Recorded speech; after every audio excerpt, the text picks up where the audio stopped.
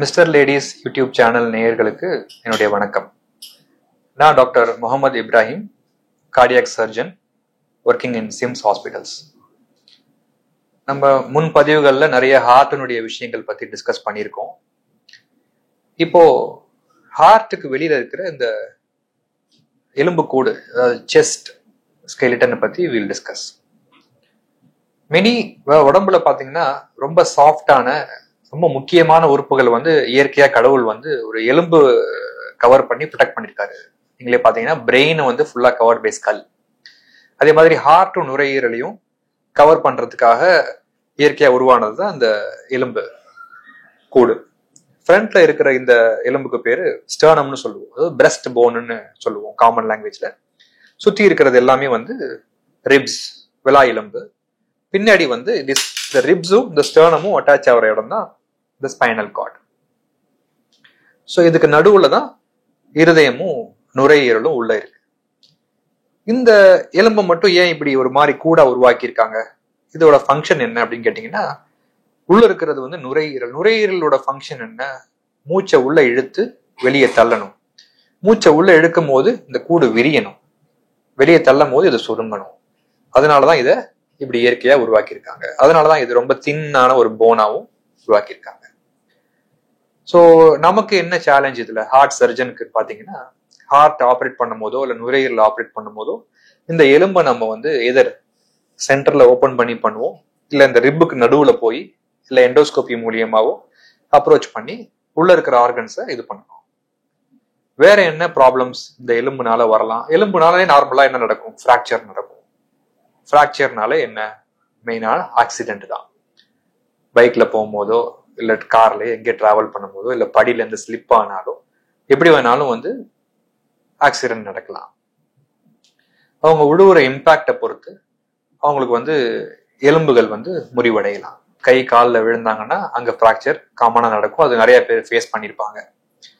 இப்ப விலா எலும்புல ஃப்ராக்சர் நடந்தா அதை நாங்க எப்படி ஹேண்டில் பண்ணுவோம் அப்படின்னு பார்க்கணும்.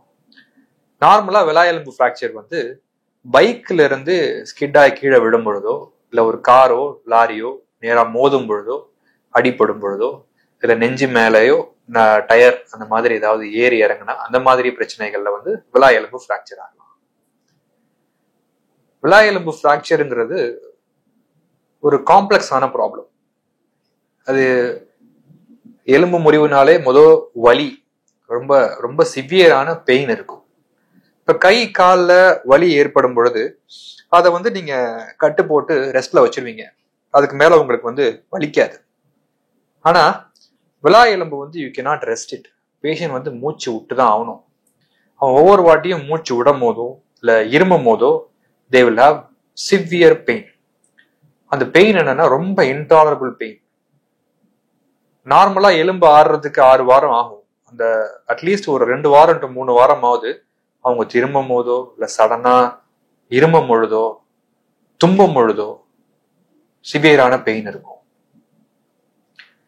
நார்மலா ஒரு ரிப்பு தான் உடைஞ்சிருக்கு, ஒரே இடத்துல உடைஞ்சிருக்கு, அது நகராம உடைஞ்சிருக்கு, சும்மா ஒரு ஹேர்லைன் ஃப்ராக்சர் மாதிரி, ரொம்ப மூவ்மெண்ட் இல்லை அப்படின்னு சொன்னா அது எதுவும் பண்ண தேவையில்லை.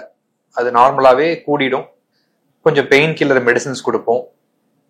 நுரையீரலுக்கு ஸ்பைரோமெட்ரின்னு சொல்லுவோம். அப்படின்னா மூச்சு பயிற்சி, பேசிக்கா பிராணாயாமம் அந்த மாதிரி அவங்கள நிறைய மூச்சு உள்ள இழுத்து வெளியே விட சொல்லுவோம். அப்பப்போ வலி இருந்தாலும் கொஞ்சம் பொறுத்துக்கிட்டு இருமி சளியை கிளியர் பண்ண சொல்லுவோம். வலினால அவங்க சரியா இருமாம சளியை உள்ள கட்டிட்டாங்கன்னா அவங்களுக்கு நிமோனியா அந்த மாதிரி ஃபீவர் தொந்தரவுகள் நாளடைவுல வரலாம். சில பேருக்கு ரொம்ப மேஜர் ஆக்சிடென்ட் நடக்கும் பொழுது எலும்பு மேலையும் பின்னாடியும் ஃப்ரண்ட் அண்ட் பேக்ல உடையும். ஆன்டீரியர் அண்ட் போஸ்டீரியர் 2 பக்கமுமே உடைஞ்சு மல்டிபிளா உடையும். 3, 4, 5, 6 அந்த மாதிரி எலும்புகள் சேர்ந்து உடையும் பொழுது அவங்களால சுத்தமா மூச்சை எடுக்க முடியாது. எலும்பு மட்டும் உடையாம என்ன ஆயிடும்? எலும்பு உடைஞ்சு உள்ள இருக்கிற நுரையீரலை குத்துச்சுன்னு சொன்னா நுரையீரல்ல இருந்து காத்து உள்ள கசிய ஆரம்பிச்சிடும். அப்போ நுரையீரல் விரியாம காத்து ஃபுல்லா சேர்ந்து நுரையீரலை ஃபுல்லா அழுத்தி அது ரொம்ப ஒரு பெரிய எமர்ஜென்சி சுச்சுவேஷன்ல கொண்டு போய் விட்டுரும். அப்ப என்ன ஆயிடும்? அவங்களால மூச்சை எடுக்க முடியாது. உடம்புல ஆக்சிஜன் லெவல் குறைஞ்சிக்கிட்டே போகும். அப்போ எக்ஸ்ரே இல்ல சில நேரங்கள்ல எமர்ஜென்சில இருக்கிற டாக்டர்ஸ் வந்து அந்த செஸ்ட் ஸ்டெதோஸ்கோப் வச்சு ஆஸ்கல்டேட் பண்ணி உள்ள காத்து போகுதா இல்லையாங்கிறத செக் பண்ணுவாங்க. இந்த மாதிரி ஆக்சிடென்ட் பேஷண்ட் காத்து போகல, ஆக்சிஜன் லெவல் குறையுதுன்னா உடனே நாங்க என்ன பண்ணுவோம், 2 ரிப்புக்கும் நடுவுல ஒரு சின்ன ஹோலை போட்டு ஒரு டியூப் போட்டுருவோம்.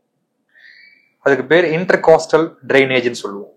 அந்த போட்டு அந்த எமர்ஜென்சியா அந்த ஏரை வெளியேற்றி நுரையீரல விரியறதுக்கான தன்மையை நாங்க பண்ணுவோம். அது ஒரு emergency procedure. It's quite common. எல்லா ஆக்சிடென்ட் ஆன பேஷண்ட்களுக்கும் முதல்ல நாங்க பண்றது ஒரு எக்ஸ்ரே பண்ணி நுரையீரல ஏதாவது காத்து சேர்ந்திருக்காங்கிறத செக் பண்ணி பார்ப்போம்.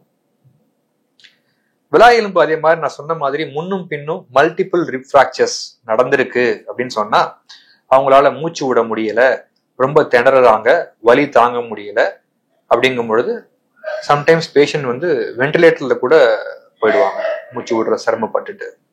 ஸோ அந்த மாதிரி பேஷண்ட்டுங்களுக்கு வந்து ரொம்ப நேரம் நம்ம வந்து அந்த ரெஸ்பிரேட்டரி மெக்கானிசம் இம்பேர் ஆகிருந்ததுன்னு சொன்னா அவங்களுடைய ரெக்கவரி ரொம்ப டிலே ஆகும். அந்த டயத்துல நாங்க என்ன பண்ணுவோம், சின்னதா ஓப்பன் பண்ணி இந்த மாதிரி அந்த உடைஞ்சு போன எலும்பு ஒரு பிளேட் வச்சு ஸ்க்ரூ பண்ணி ஃபிக்ஸ் பண்ணிடுவோம். ஸோ அவங்களுக்கு அந்த பெயினும் அந்த இதுவும் இருக்காது. ஸோ விலா எலும்பு வந்து முன்னெல்லாம் வந்து ஃபிக்சேஷனுங்கிறது நடக்காது. பட் ரீசெண்ட் டைம்ஸ்ல ரொம்ப சஃபர் பண்ணியிருக்கிற பேஷண்ட்களுக்கு, மல்டிபிள் ரிப் ஃப்ராக்சர் பேஷண்ட்களுக்கு விலா எலும்பு ஃபிக்ஸ் பண்றதுனால they have a faster recovery. மற்ற எப்படி எல்லாம் போனு ஃபிக்ஸ் பண்றாங்களோ அந்த மாதிரி 6 வீக்ஸ்க்கு அப்புறம் தேவைப்பட்டதுன்னா அந்த பிளேட்டை ரிமூவ் பண்ணி கூட அப்புறம் they can lead a very very normal life. இப்போ இந்த விலா எலும்பு ஃப்ராக்சர் பத்தி பார்த்துட்டு இருக்கும் பொழுது இப்ப சில பேருக்கு வந்து அடிபட்டதே தெரியாது. அவங்க என்ன பண்ணுவாங்க, எங்கேயாவது ஒரு இடத்துல சின்னதா இடிச்சிருப்பாங்க, இல்ல யாராவது ஒருத்தர் எல்போல ஹிட் பண்ணிருப்பாங்க, இல்ல ரொம்ப வந்து ஃப்ரெஜைலான பேஷண்ட், ரொம்ப எலும்பு சத்தே இல்லாம ஒரு ஒரு யங்கர் ஒரு ஒரு எல்டர்லி ஃபீமேல் பேஷண்ட் இல்ல மேல் பேஷண்ட் ரொம்ப எலும்பு சத்தை இல்லாதவங்க சடனா பெட்ல இருந்து கீழே விழுந்தா கூட விலா எலும்பு கிராக் ஆகலாம். ஸோ ஒரு எலும்பு தான் கிராக் ஆயிருக்கு, அது வந்து பெருசா ஒன்றும் எக்ஸ்ரே பண்ணி பார்க்கும் பொழுது நகரல, பொசிஷன்லேயே தான் இருக்கு, பட் கிராக் நல்லா தெரியுது, பேஷண்ட்டுக்கு வந்து ரொம்ப சிவியரான பெயின் இருக்கு அப்படின்னு சொன்னா எதுவுமே பண்ண தேவையில்ல. ஐடியலா ஜஸ்ட் ஒரு பெயின் கில்லரும் அவங்களுக்கு வந்து மூச்சு பயிற்சியும் அவங்களுக்கு வந்து அப்பப்ப நுரையீரலை வந்து பயிற்சி பண்ணி சளி ஏதாவது இருந்ததுன்னா இருமி கிளியர் பண்ணிட்டு அந்த வலிக்கு வந்து வேற நம்ம இப்பெல்லாம் வந்து வலிக்கு சில பேச்சஸ் இருக்கு, டைக்ளோஃபினாக் பேச்சஸ். அந்த மாதிரி பேச்சஸ் வந்து எந்த இடத்துல வலி இருக்கோ அங்க அப்ளை பண்ணிட்டு அவங்களுக்கு ஒரு சின்ன சப்போர்ட்டிவ் செஸ்ட் பைண்டர்னு சொல்லுவோம், அந்த பெல்ட் மாதிரி கொடுத்துட்டு அக்ரெசிவ் செஸ்ட் பிசியோதெரப்பி கொடுத்துட்டு ஓரலாவும் பெயின் மெடிகேஷன்ஸ், அப்படி ரொம்ப கஷ்டப்படுறாங்கன்னா இன்ட்ராவீனஸாவும் பெயின் மெடிகேஷன்ஸ் கொடுத்தோம்னா யூஸ்வலா 1 or 2 வீக்ஸ்ல சரியாயிடுவாங்க. அது நார்மலா ஒன்றும் செய்யாம விட்டுட்டாலே அதுவே யூஸ்வலா கூடிடும், அதுக்கு ஒன்றும் பண்ண தேவையில்லை. நான் சொன்ன மாதிரி மல்டிபிள் ரிப் ஃப்ராக்சர்ஸ், முன்னும் பின்னும் உடைஞ்சிருக்கு, ஒரு பகுதியான எலும்பே வந்து ஃபிளைல் செக்மெண்ட்னு சொல்லுவோம், நார்மலான செஸ்ட் மூவ்மெண்ட் ஆகி சுருங்காம இது மட்டும் தனியா ஒரு பக்கம் மூவ்மெண்ட் ஆகி சுருங்கிட்டு இருக்கும். அந்த மாதிரி இருக்கும் பொழுது அவங்களுடைய ரெஸ்பிரேஷனே ரொம்ப காம்ப்ரமைஸ் ஆகும். அப்போதான் வந்து ரிப்பை வந்து ஃபிக்ஸ் பண்ற மாதிரி சினரியோஸ் தேவைப்படலாம். 2 வீலர் கார் இப்போ எக்கச்சக்கமா ஆயிடுச்சு நம்ம ரோட்ல. 2 வீலர்ல போற போது ஆக்சிடென்ட்ஸும் அதே மாதிரி அதிகமாயிடுச்சு. மழை சீசன்லயோ இல்ல இருட்டுல நைட்ல டிராவல் பண்ணும் போதோ கல்லுலயோ இல்ல தண்ணியிலயோ ஸ்கிட் ஆகி கீழே விடும் பொழுது இந்த விலா எலும்பு முறிவு ரொம்ப நிறைய நடக்கும் 2 வீலர் காரங்க. அது வந்து 2 வீலர்ல இருந்து ஃபாலோ ஆகும் பொழுது ரொம்ப ஹை இம்பாக்ட்ல விழுந்தாங்கன்னா மல்டிபிள் ஃப்ராக்சர்ஸ் நடக்கிறது நிறைய வாய்ப்பு இருக்கு. அதே கார்ல போறவங்களுக்கு வந்து ரொம்ப ஹை இம்பாக்ட் ட்ராமால தான் வந்து அதிகப்படியான செஸ்ட் இன்ஜுரிஸ் வர்றதுக்கான வாய்ப்புகள் இருக்கு. இப்போ சீட் பெல்ட் போடும் பொழுது அவங்க வந்து இந்த ஹிட் ரொம்ப ஃபாஸ்டா போய் இடிக்கும் பொழுது சீட் பெல்ட் வந்து உங்களை ப்ரொடெக்ட் பண்ணிக்கும். நீங்க போய் அந்த ஸ்டேரிங்ல இடிக்கிறது வந்து தடுக்கப்படுது. ஸோ ஸ்டேரிங் வந்து உங்களை வேகமா அடிக்கும் பொழுது இந்த சென்டர்ல இருக்கிற அந்த ஸ்டர்னம்ங்கிற போனும் மல்டிபிள் ரிப்பும் ஃப்ராக்சர் ஆகிறதுக்கு நிறைய வாய்ப்பு இருக்கு. சீட் பெல்ட் வந்து ரொம்ப இம்பார்ட்டன்டான ஒரு protective factor to prevent chest trauma. Seat belt போடாம இப்ப நிறைய பேர் என்ன பண்றாங்கன்னா சீட் பெல்ட்டை கழட்டி பின்பக்கமா கொடுத்து பின்னாடில இருந்து தே ஆர் லாக்கிங் இட். அந்த கார்ல அலாரம் அடிக்கிறது, அந்த சவுண்டை வந்து ஸ்டாப் பண்ணணுங்கிறதுக்காக. அது ரொம்ப ரொம்ப ரொம்ப டேஞ்சரஸான விஷயம். அது என்ன பண்ணுன்னா, சீட் பெல்ட்டை நீங்க லாக் பண்ணிடுறீங்க. ஸோ உங்க கார் வந்து ஆட்டோமேட்டிக்கா என்ன பண்ணும், சென்சார் வந்து ஒர்க் ஆக ஆரம்பிக்கும். நீங்க இடிக்கும் போது அது என்ன நினைச்சுக்கும், நீங்க சீட் பெல்ட்டை போட்டிருக்கீங்கன்னு சொல்லிட்டு ஏர் பேக்கை ஓப்பன் பண்ணிடும். ஏர் பேக் என்ன பண்ணும், ஹை இம்பாக்ட்ல ஏர் பேக் ஓப்பன் ஆகும். நீங்க சீட் பெல்ட் போட்டிருக்க மாட்டீங்க, நீங்க போய் ஏர் பேக்ல அடிச்சு air bag will cause you trauma. Seat belt போடாம போனீங்கன்னா ஏர் பேக் ஓப்பன் ஆகாது, நீங்க டைரக்டா போய் ஸ்டியரிங்ல இடிப்பீங்க, அதுவும் ரிஸ்க். சீட் பெல்ட் பின்பக்கமா போடுறதும் ரிஸ்க். சீட் பெல்ட் போடுறீங்கன்னா அட்லீஸ்ட் ஒழுங்கா கரெக்டான முறையில போடுறது ரொம்ப நல்லது. நம்ம ஊர்ல தான் பாக்குறோம், சீட் பெல்ட்டுக்கு தனியா பக்கிள் மட்டும் வைக்கிறானுங்க, அந்த பக்கிளை மட்டும் போட்டுக்கிட்டு மக்கள் போறாங்க. அப்படி என்ன உங்களுக்கு உங்களுடைய சேஃப்டி மேல ஒரு அக்கறை இல்லாத தன்மை? சீட் பெல்ட் வந்து ரொம்ப ரொம்ப இம்பார்ட்டன்ட். அதை கண்டிப்பா நீங்க யூஸ் பண்ணணும், ப்ராப்பரான முறையில யூஸ் பண்ணணும். ஏறி உட்கார்ந்தீங்களா சீட் பெல்ட்டை போடுங்க, அப்புறம் நீங்க வண்டியை நவுத்துங்க. வேறு தகவலுடன் அடுத்த வீடியோவில் சந்திக்கிறேன்.